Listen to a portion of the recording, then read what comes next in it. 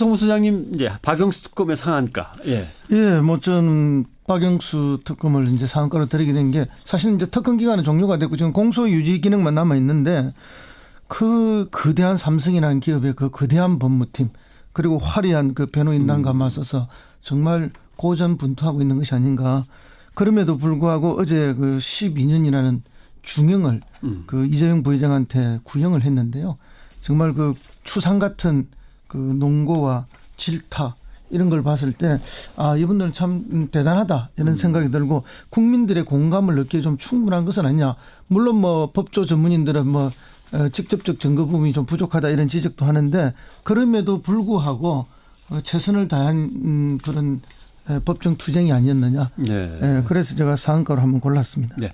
대우 김우중 회장 때는 이거보다 좀 구형량이 높았던 것 같고 그 외에는 뭐 삼성 이건희 회장을 비롯해서 많은 재벌 회장들보다도 높은 거여서 이준석 위원장은 이 정도 구형이면 상당한 중형이라고 보십니까? 상당한 중형이고요. 그런데 예. 우리가 잘 기억해야 될 것이 특검이 이제 사실 조윤선 장관에 대해 가지고 6년 때린 다음에 이제 무죄 나왔잖아요. 그러니까 그런 것처럼 이번에 12년을 때렸다는 거 사실 특검의 강한 의지를 볼 수 있습니다. 집행유예가 안 나오게 하겠다는 그런 강한 의지가 있는데 그러니까 결국엔 이게 뭐 아니면 도식의 판결이 나올 수밖에 없습니다. 네. 그러니까 뭐라고 하는 것은 일정한 형량이 나오는 것이고 도는 무죄가 나오는 것인데 네. 왜 그렇게 됐냐면 형량이 이렇게 높아졌기 때문에 집행유예 선고 가능성이 굉장히 낮아졌다는 거거든요. 그렇죠. 그러니까 그래서 저는 특검이 마지막에는 특히 여론에 대한 어떤 호소도 지금 하고 있는 것으로 이렇게 보입니다. 왜냐하면 이게 특검에 봤을 때 우리가 봤을 땐 12년이다. 그런데 나중에 혹시라도 무죄가 나올 경우에는 굉장히 또 이제 사법부에 대한 비난이 가중될 수 있기 때문에 사법부는 어느 정도 부담을 가질 수밖에 없습니다. 이 사안에 대해 가지고. 그래서 이거는 사실 사법부 쪽에서는 약간 봤을 때 기분이 안 좋을 수도 있는 그런 어떤 구형이었다 이렇게 봅니다. 이재용 회장 측은 예상은 못했겠지. 이 정도까지는 어제 눈물을 보이는 거 보니까. 아니 근데 뭐 특검이 1차 구속영장이 기각되고 2차 구속영장을 신청하면서 예.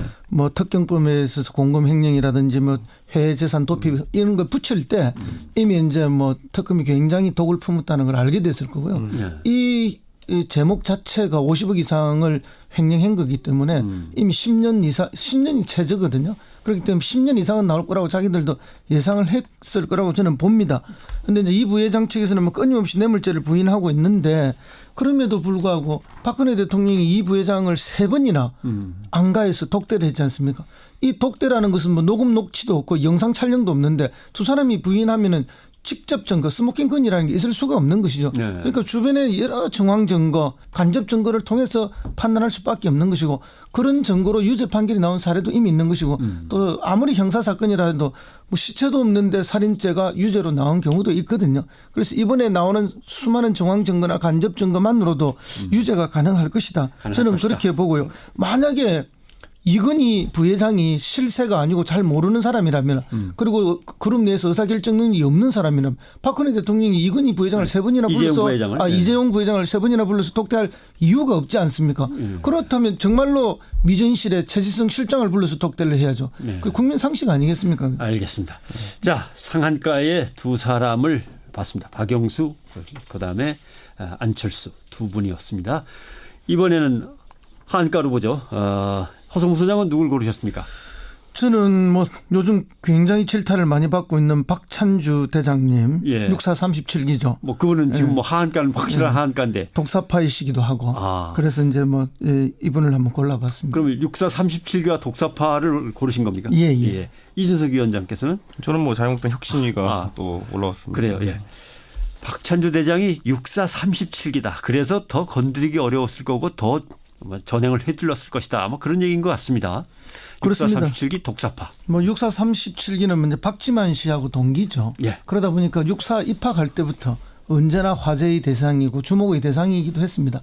또 그런 것 때문에 뭐 어떤 경우에는 불이익이 있었다 이런 주장도 있지만 대장으로 3명이나 진급을 했거든요. 그러니까 이건 확실히 박근혜 전 대통령의 후광이 좀 있었다. 저도 이거 이기수인데 왜 저는 그냥 이렇게 기자하고 있을까요? 더군다나 이제 이게 독사파의 핵심에 누가 있었는가 하면 박근혜 정부에서 그 안보실장을 했던 김관진 안보실장이. 김관진 실장. 이분은 이명박 정부에서도 국방부 장관을 했고 박근혜 대통령 초기에도 국방장관을 했고 그 전에 노무현 대통령 정부에서도 합참의장과 뭐 잘 나가는 보직들은 다 한 오랫동안 군의 핵심에 계시노니까 이분이 어쨌든 그 박찬주 이분이 조금 그 승승장구하는데 영향을 미쳤을 거라는 게 일반적 관측이었습니다. 원래 37기 중에서 박찬주 대장이 그렇게 돋보이는 존재는 아니었다고 네. 합니다. 그런데 이분이 대장으로 탁 승진할 때 이건 독사파의 영향도 있구나 하는 것이 일반적 관측이었는데요. 이제 뭐 박근혜 정권도 끝이 났고 그리고 김관진 안보실장도 물러났고 어쨌든 이 육사 37기와 독사파들이 뭐 연령적으로도 그렇고 이제는 군에서 좀 퇴장하는 그런 시점이 아닌가. 예. 더군다나 이분이 지금 굉장히 불명예스러운 여러 구슬 속에서 퇴장하는 게 대해서 더군다나 37기와 독사파의 그 끝모습이 매우 좀 국민들 보기 좋지 않은 그런 행태라서 제가 몰랐습니다. 전두환 노태우 두 사람의 예를 봐도 뭔가 동기들이 똘똘 뭉쳐갖고 힘이 세거나 특별한 대우를 시작부터 받으면 오래 가더라고요. 그 권력이 서로 밀어주고 끌어주고 봐주고 감춰주고 하면서. 그렇습니다. 그게 예. 구심이 되어서 오랫동안 주요 핵심을 자기들이 독점하기 때문에 그렇죠. 그건 뭐 정말 다른 기수들이 타고 넘기가 매우 어렵습니다. 이제 그 별들이 이제 끝에 다 와 있다. 한가다라는 말씀이군요. 이준석 위원장, 자유한국당의 혁신위원회가 한가라고요? 예, 뭐 사실 자유한국당 혁신위원회가 이제 지난주 혁신 선언문을 이제 발표를 하게 되었는데 예. 이 내용 자체가 뭐 사실 선언문이라는 것이 정치에서 큰 의미가 있는 것은 아닙니다. 왜냐하면 뭐 사실 이러이러한 걸 바꾸겠다지 뭐 이런 신보수주의 내세우겠다 뭐 이런 것은 사실 신보수주의를 영어로 하면은 뭐 네오콘이고요. 굳이 따지면 옛날에 우리 한국적 용어로 하면 뉴라이트입니다. 그러니까 뉴라이트. 그러니까 바뀐 게 없습니다. 그게 그러다지 그렇기 때문에 이게 뭐 의미가 있다고 보기로는 당장 이제 뭔가 하고 있다라는 걸 보여주기 위한 것인데 네. 이게 혁신이 저도 이제 혁신위원장을 해봐서 알지만은 그렇죠. 자유한국당 또는 새누리당의 혁신위원장이라는 거는 결국 나중에 인사개혁을 어떻게 할지 아니면 또 이런 공천혁신안을 어떻게 만들지 여기서 이제 격렬한 반대에 부딪히게 되는 그런 거였거든요. 저는 예전에 기억나는 게 제가 그 공천할 때 전과 기록을 좀 더 잘 공개하고 네. 예, 뭐 그리고 뭐 이런 평가를 강화하는 얘기를 했다가 그 당시에 이제 특정한 양대 세력에게 네. 동시에 비난을 받았던 적이 제가 있습니다. 제가 몰랐던 전과 기록 꽤 많더라고요. 그래가지고 전과 기록은 국회의원뿐만 아니라 지방의원 때도 보면은 거의 뭐 절반에 가까운 후보들이 지원자들이 다 전과 기록이 있어요. 그렇기 때문에 뭐 굉장히 예민한 부분을 근데 이제 그걸 보통 공천 서류로 내는데 공개적인 절차로는 받기다 공개를 안 하거든요. 공천 받기 전까지는. 그다음에 후보 등록할 때 이제 다시 내게 돼 있는데 그러니까 조심하셔야 되는 게 옛말에 그런 말이 있어요. 진실은 짧고 직장은 길다라고.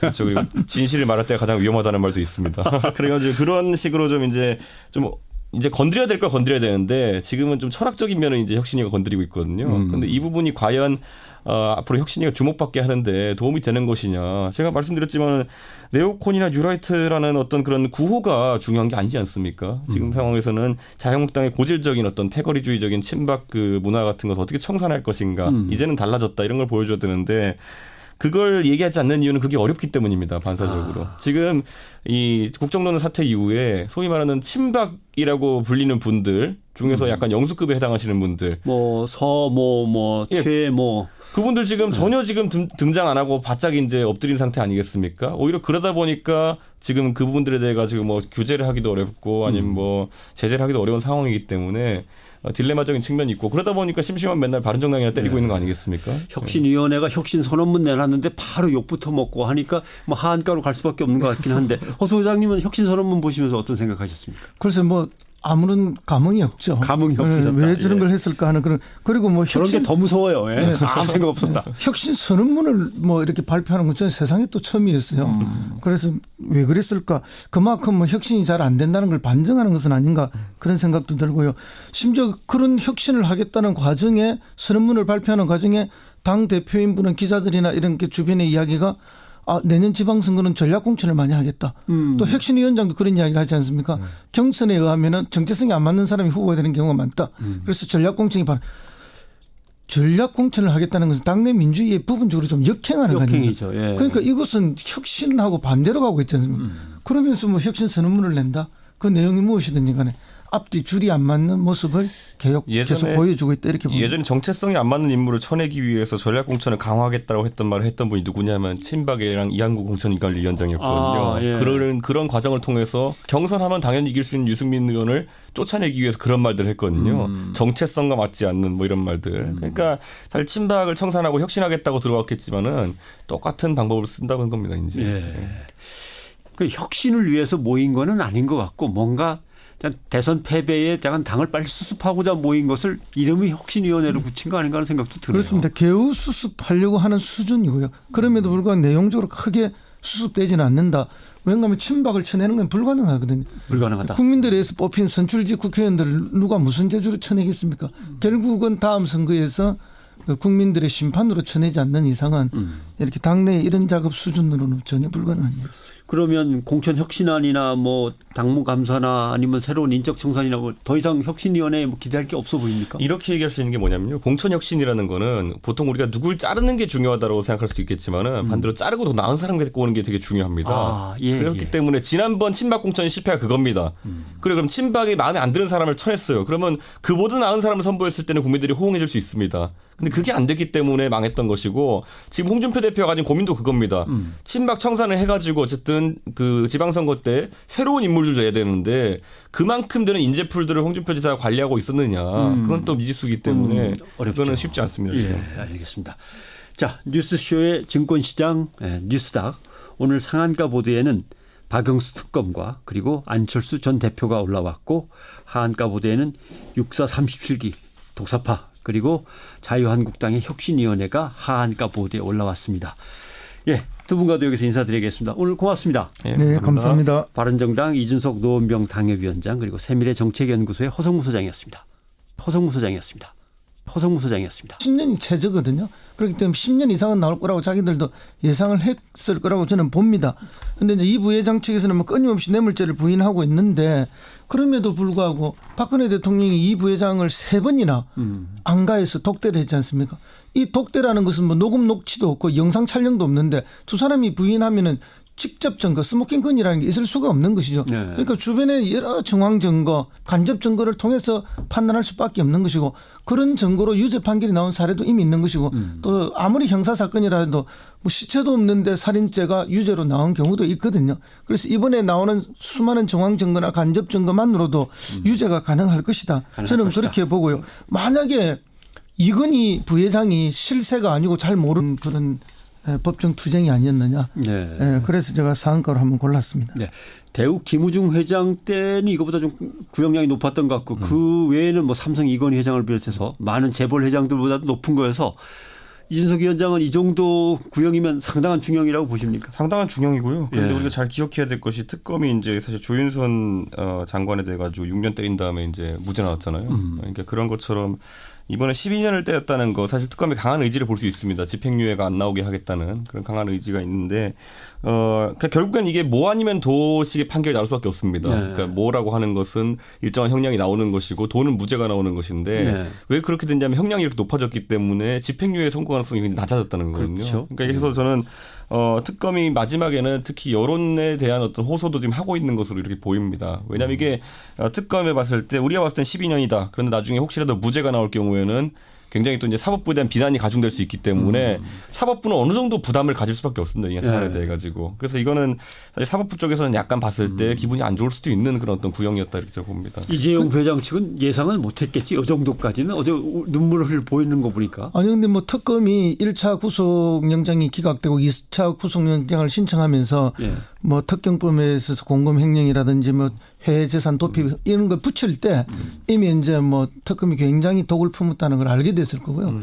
이 제목 자체가 50억 이상을 횡령한 거기 때문에 이미 10년 이상. 허성무 소장님 이제 박영수 특검의 상한가. 예. 예, 뭐 저는 박영수 특검을 이제 상한가로 드리게 된 게 사실 이제 특검 기간은 종료가 됐고 지금 공소 유지 기능만 남아 있는데 그 거대한 삼성이라는 기업의 그 거대한 법무팀 그리고 화려한 그 변호인단과 맞서서 정말 고전분투하고 있는 것이 아닌가.